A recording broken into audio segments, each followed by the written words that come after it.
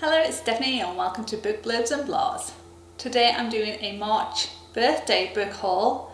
Yes, it's my birthday this month and I have a lot of books to go through. So without further ado, let's go through the books. I have looked out on a beautiful day today, which means people who like to mow their lawns are out in force, so you might hear some background noise. That's the neighbours doing their digging and whatever it is that they're doing. So I'm afraid that's life where I live.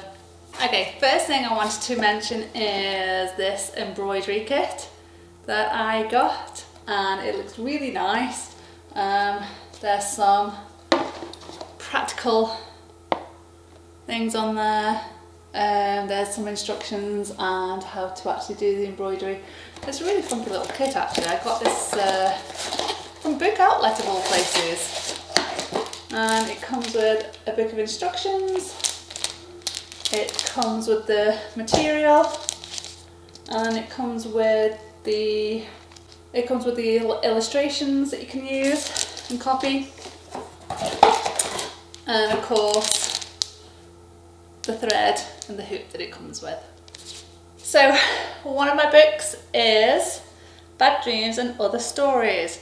So I'm trying to get more into short story collections, trying to expand my reading. So I'm not a big fan of short stories thus far, but I thought I'd give it a shot and give some a go. But I would try and get into more stories and more short stories, and this is by Tessa Hadley, author of The Past. I'm not familiar with her work at all, but I've heard this is quite good. Sisters quarrel over inheritance and a new baby. The first steps into a turning point in a new life are made so easily and carelessly. A girl accepts a lift in a car from some older boys. So quite an interesting book. Yeah, I think this will be a good story. Next one is Girl, Woman and Other by Bernardine Evaristo. It has won the Booker Prize, which was in 2019 for this particular book. I've heard nothing but great things, don't know a lot about it, but I've heard that her writing is amazing and I can't wait to read this one. Exciting one is Ali Smith, Autumn. I've already got her winter book, which I read over winter, and I will be waiting to read this in autumn. Funnily enough, this is the first one of the quartet that you're meant to read, but I've just done it out of order just because of circumstances, the way it worked out. So yeah, I'm looking forward to reading this one, but this is not going to be read until later on in the year. Raw, another short story collection, and this is by Cecilia Ahern, and it's the New York Times best-selling author. So I've not heard of her. There's 30 short stories, and I believe it's an imaginative collection, explores the endless ways in which women blaze through adversity and wit, resourcefulness and compassion. And it just sounds really interesting. I'll just give you a really small snippet there, but it sounds really interesting. So looking forward to this one. This one is Silence, and it's a novel by Shusaku Endo, if I pronounced that correctly. Apparently this is going to be turned into a movie at some point, so don't really know anything about this story. It's just I wanted to start expanding my reading, not just to read Western, but also read more Eastern work as well. So yeah, I'm exploring a lot of new things this year and it's super exciting. So I'm looking forward to this one. I don't know anything about it, but it says, I believe, it's based in the 17th century, Japan. Two Portuguese Jesuit priests travel to a country hostile to their religion. Christian brothers lay down their lives for their faith, and it's going to be a thought-provoking movie and story. It sounds really interesting actually. I love historical novels, so this is going to be really interesting. I'm looking forward to this one. Then we have The Other Bennet Sister by Janice Hadlow. I've heard nothing but great things about this. What if Mary Bennet's life took a different path from the one laid out in Pride and Prejudice? What if the Marginalised middle daughter of the Bennett family, the plain girl who takes refuge in her books found a fulfilment to compare with those enjoyed by her prettier, more confident sisters. This is the plot of the other Bennett sister. Sounds really interesting. I do have to read Pride and Prejudice before I read this one, so I will get onto that before I even touch this book. But I've heard great things about this and I'm looking forward to it. Dinner with Edward, and this is by Isabel Vincent. And I believe this is a story about a gentleman he's older gentleman, who meets with a younger lady and they both form a really nice friendship. The younger lady is going through a difficult period in her life and I don't know how they meet, but Edward apparently makes all these lovely dinners and it talks about that in the story. So looking forward to this. I think it's going to be really light-hearted compared to some of the books that I've got listed in the massive pile that I have here. But yeah, I'm looking forward to this one when I get to it. Salt Slow by Julia Armfield. Again, I don't know much about this. Apparently it's very good. I have heard other booktubers talking about it, or at least one other person talking about it. I believe it's another short story collection. I love the cover on this, it's quite nice, it's a hardback as well. Yeah, it says Mantis, the Great Awake, the Collectibles, formerly feral, stop your women's ears with wax, granite, smack, Cassandra after, Salt Slow. Interesting, don't know anything about it, but I'm looking forward to another read. I'm gonna have to stop saying that, aren't I? I keep saying looking forward, but I am. There's so many things I'm looking forward to this year. I've got so many books, it's a ridiculous pile of books that I've got. I don't think I'll be buying any more anytime soon, she says.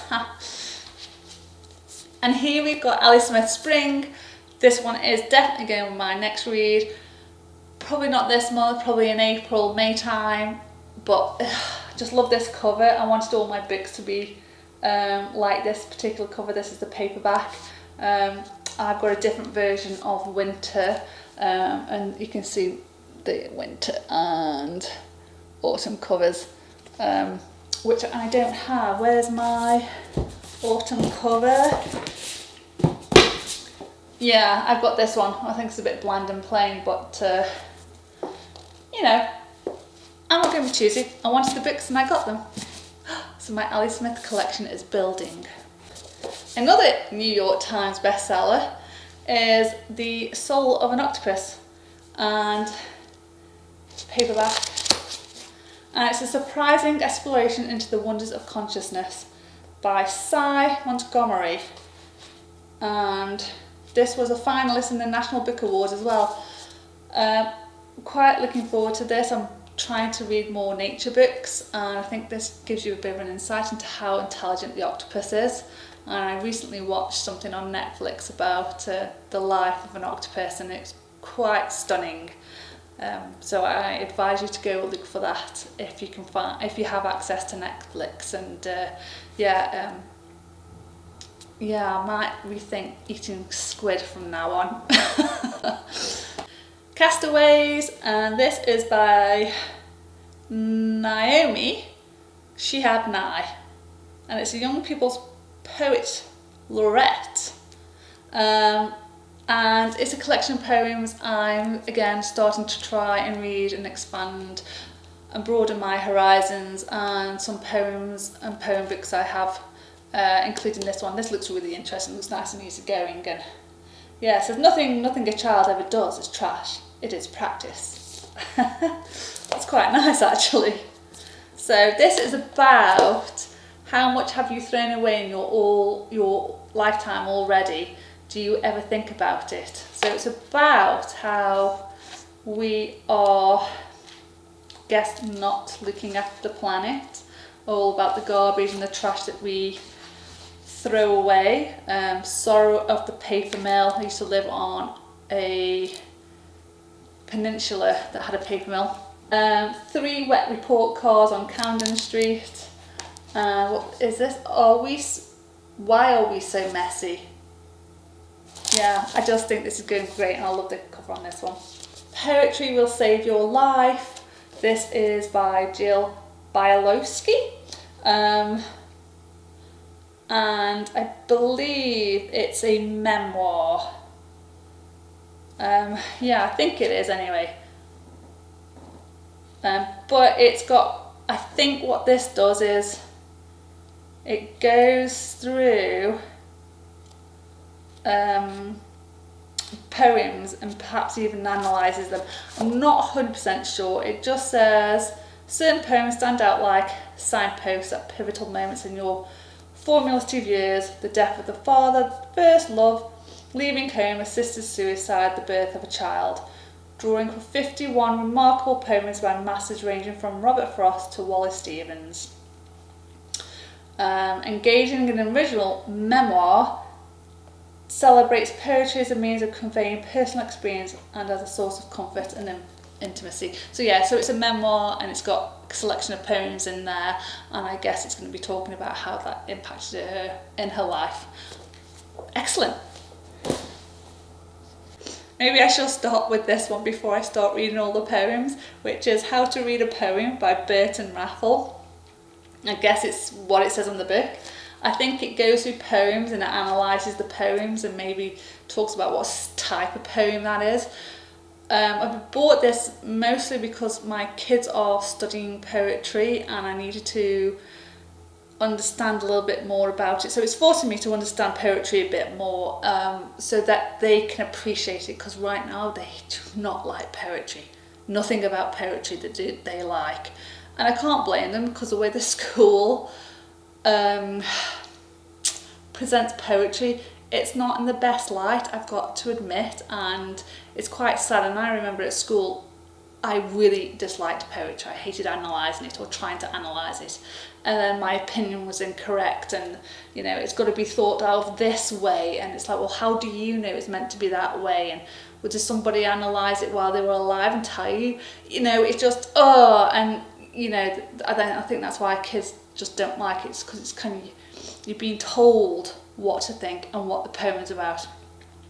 So because they have to think that way, and don't get me started on the education system, because I gotta say what I've seen so far is appalling. Since I'm homeschooling, I get to see what's on there. Some of it's great and some of it's just like, why do you need to know this stuff? So anyway, got this just to help myself to learn poetry and understand it, and hopefully there's going to be an analysis of what types of poems and poetries are out there and what some of the symbols mean.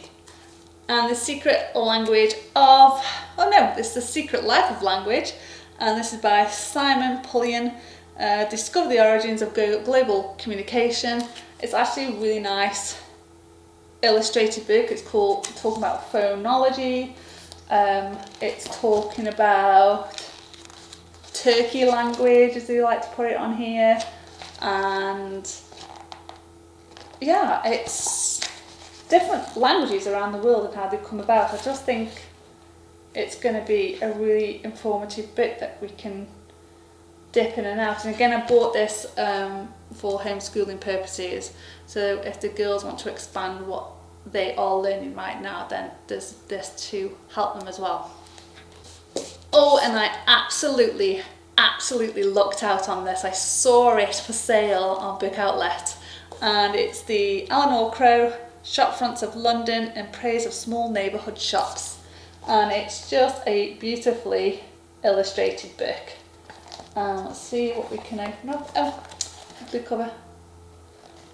So it's all these different types of shops you can find in London, and really nicely illustrated. You know, something as simple as a laundrette, and fish and chip shops. It's a really nice book, and I just think it's one of those that I love illustration. I love illustrated work. And these paintings behind me are actually my paintings. This one I'm still working on. This one's finished. And then there's a bunch over there as well. So I love that, and I do some illustration work. I don't do a lot, but I just wanted to see something like this, and I love drawing buildings. So yeah, I just think this is excellent. This one actually arrived on my birthday, which I'm really pleased about. It was all gift wrapped and everything. and it's Business as Usual by Jane Oliver and Anne Stafford. And it took me ages to get this book. I don't know if they were running out of stock or what. I tried Book Depository, they didn't have it. They had it on Amazon in the end. It didn't initially, and then I found it on Amazon. I think it was last week. So yeah, I'm so happy about this. This is a great, apparently this is an awesome book, and it's written in letters, and it's got illustrations in there, and it talks about the complaints from customers. That's excellent. Okay, I'm really looking forward to this one. I don't know a lot about it, just that I've heard it's a great book, and I just need some light-hearted reading. I think this is going to be it. Before the Coffee Gets Cold, and this is by Toshikazu Kawajuchi. I'm sorry, my pronunciations are terrible. I just want you to see this cover though. This is a paperback, and it's already got shiny foil on it. It's just brilliant. I've already started reading this book, and it's just, I'm just onto the second story. I think there's 3 stories in this one, and it's just it's quite soothing to read. Yeah, the lovers, husband and wife, so that's what I'm on at the moment. The sisters and mother and child. And it's just a really nice story. It was just, I'm not getting through it as quick as I thought I would. I'm just off a reading stint at the moment. I've done so much reading recently, I'm just not reading as much. And also it's getting nicer outside, so I'm doing more things outside and pottering outside more. So hopefully I can bring myself into doing the reading at night time, get myself into a routine. But it's just wonderfully lyrical and soothing to read, and I don't know, it's just really interesting. This one almost brought tears to my eyes. This is Wilding. It's the winner of the Richard Jefferson Society White Horse Bookshop Award for Nature Writing 2018. I guess a little bit of information about me. For years, I used to be surrounded by countryside. I used to ride horses, and I used to know quite a few farmers as well. And sometimes the stables used to be on farmland. So I got to know what it was like to be on the farm. But if you know the British countryside at all, particularly the English countryside, it is, let's say, it's full of hedges and it's green grassland. And then when you come through on the plain and you look overhead, it's just like this patchwork of green, and it looks stunning and it looks beautiful. But the problem with that is it's not diverse, and she talks about this, Isabella Tree, in her book, and she has done a number of talks, and so has her husband Charles. So Charles inherited the property from his parents, I guess, and it's a 3,500 acre estate, and they were farming the land, and they were finding that the land was becoming less and less profitable. I think they had a couple of years where it was really profitable, and then they just realised that the soil had been eroded away, the nutritional value of the soil wasn't very good, and they had to make changes because they couldn't keep carrying on the way they were going.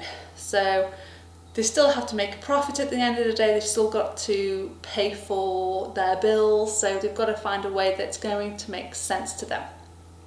So they looked at rewilding, as it is now called, and you can go search this up on the internet, and there's Rewilding UK. I think there's other parts of the world that are doing it as well, maybe probably in Europe, and it talks about how we've lost so many species of trees, of wildlife, of animals, and it's actually really quite sad what we're doing to the earth and to the land. And they even suggested that we only have 60 years of agricultural farming soil quality left, and that is terrifying if you think about it.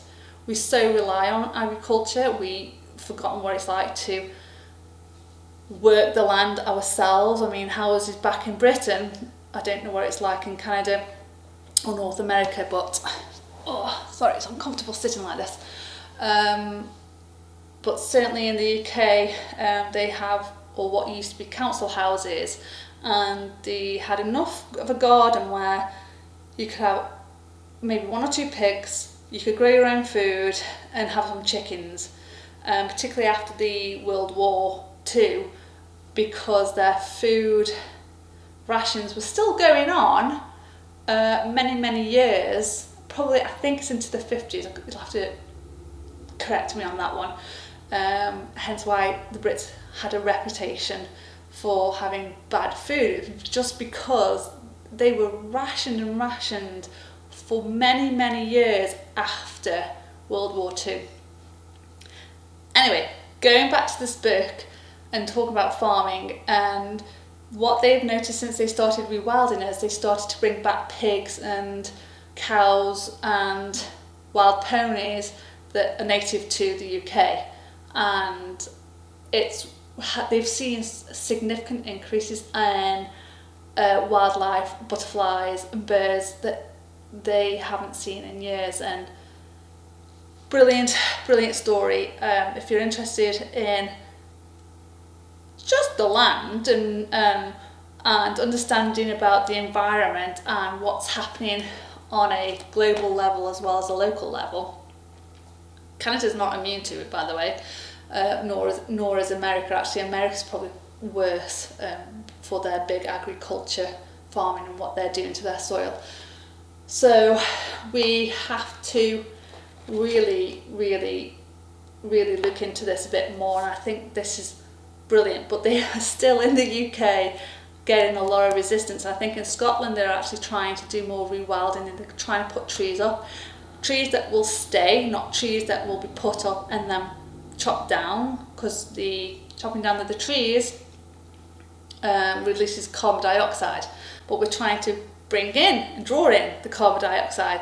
We don't want it releasing, but the way that they've got the system going right now is that we're putting trees in, well, we're knocking them down and then growing some new ones, but it takes a long time for the young trees to grow big enough to bring in and suck in all the carbon dioxide. So anyway, I could just talk and talk forever on this book. I haven't read it all yet. I think I will probably do a big book review on this one, but I'm loving it and I think everybody should read it. I think environmentally this is significant. Evie Wyld, Bass Rock, already read it, already did a book review on it. Brilliant book. Not talking about it because I've already done a review on it, but it's just excellent. I think I gave this 4.5 out of 5. May reread this because I think this probably deserves to be full 5 stars, but we'll see. Got too many books right now, so I won't be reading it this year again. But yeah, brilliant book. Highly recommend. Hamlet by Maggie O'Farrell. I've heard nothing but good things about this book. Everybody who's read it probably given it 5 stars. If they haven't given it 5 stars, it's probably a 4-star. Started reading it, not really in the mood for it right now, so I'm going to wait. I think this is more of a cozy reading, pouring down with rain. I don't know. It just seems a bit of a moody book, if you can call a book that, because it's quite sad, I believe, in some parts. So yeah, Hamlet, don't know a lot about it. It's based in 1596. A young girl in Stratford-upon-Avon takes her bed with a fever. Her twin brother Hamlet searches everywhere for help. Why is nobody home? And that's kind of the bit that I'm at the moment. He's searching for family members. And Stratford-upon-Avon, I haven't actually visited Stratford-upon-Avon. I've driven by it so many times when I used to drive from my home to London. I was always driving by the Midlands of Birmingham and Stratford-upon-Avon, and never actually stopped in Shakespeare Town. I mean, what? So when we can finally get a plane and I can go see my family in England, I think that's going to be on one of my lists to do. Gotta go see Shakespeare land. I mean, come on. I mean, the architecture there alone is just, I know, it's breathtaking. Moving on, it is Where the Crawdads Sing by Delia Owens. And I laughed because I didn't know what crawdads were until I had to search it up and never heard of them before. So yeah, I've heard great things about this book, and I'm looking forward to reading it. I did read the first chapter of this book. Not quite ready to read this type of book yet, but super excited because I know it's meant to be brilliant. Honestly, I will be done soon. Sometime today maybe. This is going to be a long video. It's probably one of the longest videos I've ever done. Chatting a lot today as well. Anyway, The Animals of Lockwood Manor by Jane Healy. And this is the paperback cover. It took forever to get this book to come through. Every time I tried to purchase it, the copies they didn't have enough in stock. Anyway, I've heard this is a bit of a slightly strange book. It's based in 1939. 30-year-old Hetty Cartwright is tasked with the evacuation and safekeeping of the Natural History Museum's collection of mammals. Okay, once she and her exhibits arrive at the Lockwood Manor, however, where they are to stay for the duration of the war, Hetty soon realises that she takes on more than she's bargained for. Sorry, I can't read it very well. It's on white background and it's almost grey, the writing is, so I can just about see it. Anyway, see what I mean? Why didn't they make it black writing so I can actually read it? These tired old eyes. Next one is The Hunting Party, and this is by Lucy Foley, or Foley. Foley, no, it'd be Foley. I used to know a girl named Foley. And I've heard mixed reviews on this one. I think it's based in Scotland. Yeah, it's in a remote hunting lodge deep in the Scottish wilderness.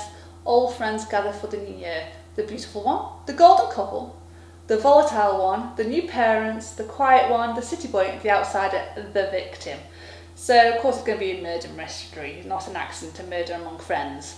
Okay, so I like a good murder mystery. It better be written well. I've heard that it takes about, I don't know, I think you have to read about 200 pages before it starts getting interesting. That's what I've heard. So I think one's got mixed reviews. I think if you can tolerate it and get halfway through it, I think it's going to be a really good story. But I think the setting is going to be amazing because I've only been to Scotland once, and that was in Edinburgh, and I know they've got the most amazing countryside out there. And like I said, with the rewilding, they've got all sorts of plans in place. So yeah, it'd be interesting. I can't wait to talk to you more about that rewilding. I've done quite a bit of research into it. It's really interesting. Okay, sorry. It's got me really excited. Next one is The Diabolical Bones, and this is by Bella Ellis. What a cool name that is, Bella Ellis. Okay, with my accent that's pretty hard to say actually.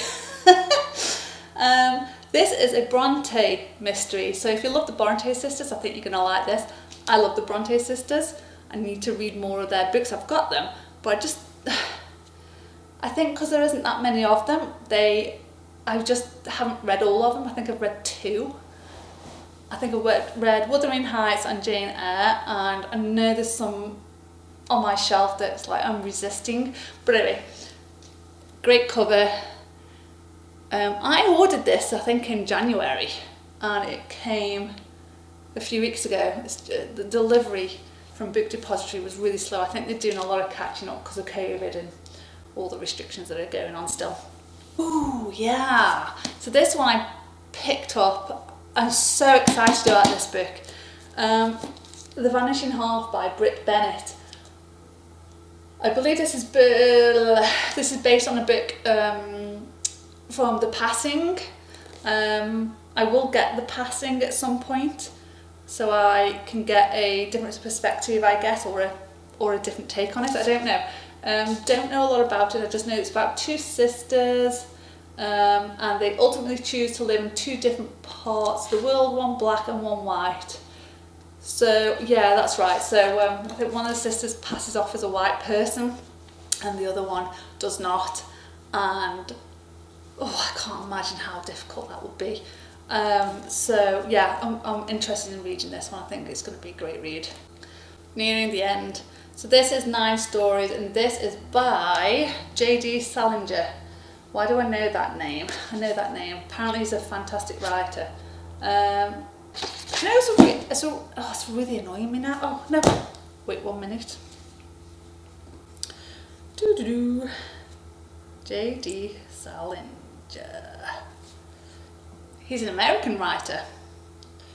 And he wrote... Oh, The Catcher in the Rye. That's correct. Okay, haven't read it by the way.